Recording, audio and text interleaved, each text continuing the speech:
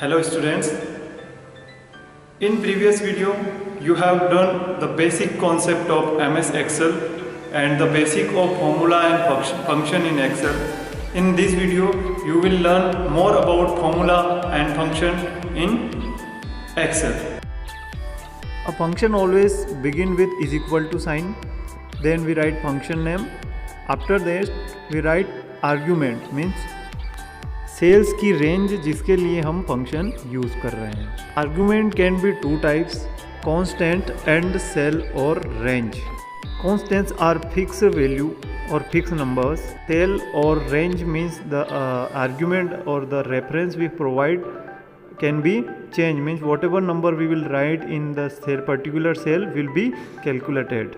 Function are mainly classified in four types.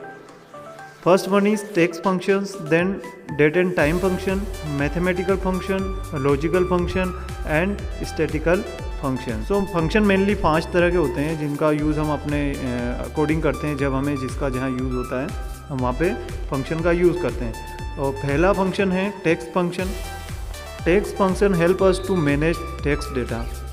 मतलब जहाँ कहीं भी हमें टेक्स्ट डेटा को मैनेज करने की ज़रूरत होती है हमें टेक्स्ट फंक्शन का यूज़ करते हैं. हमें किसी वर्ड्स के बीच में से स्पेस रिमूव करना हो या हमें अपर केस से लोअर केस मीन्स कैपिटल से स्मॉल लेटर में चेंज करना हो सारे वर्ड्स को, लेटर्स को, या हमें लेटर्स को काउंट करना हो कि किसी पर्टिकुलर सेल में कितने वर्ड लिखे हुए हैं या कैरेक्टर्स लिखे हुए हैं, तो हम इन फंक्शंस का मीन्स टेक्स्ट फंक्शन का यूज़ कर सकते हैं. Like constant is used to join multiple text into one and the len function used to return the number of character including space means कितने इसके अंदर नंबर्स कैरेक्टर्स हैं वो काउंट करेगा.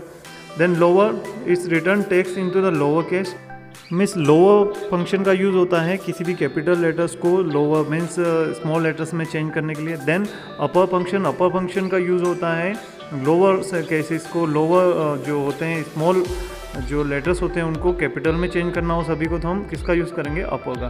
Then right function return the characters string from the right side. मतलब अगर हमको count करना हो कि राइट साइड से पर्टिकुलर कुछ वर्ड्स या सेंटेंस को काउंट करना हो तो हम किसका यूज़ करेंगे, राइट का.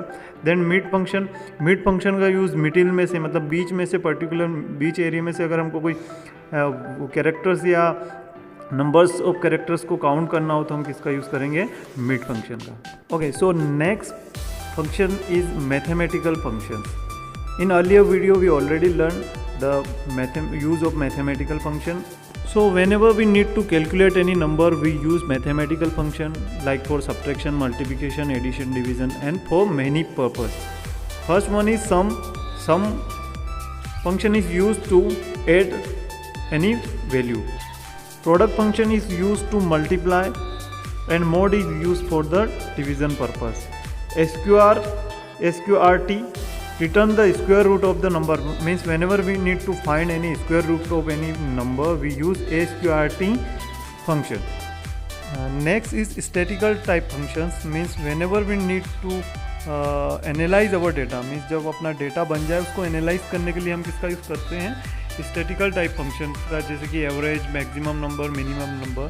For example in previous video I have explained you a result.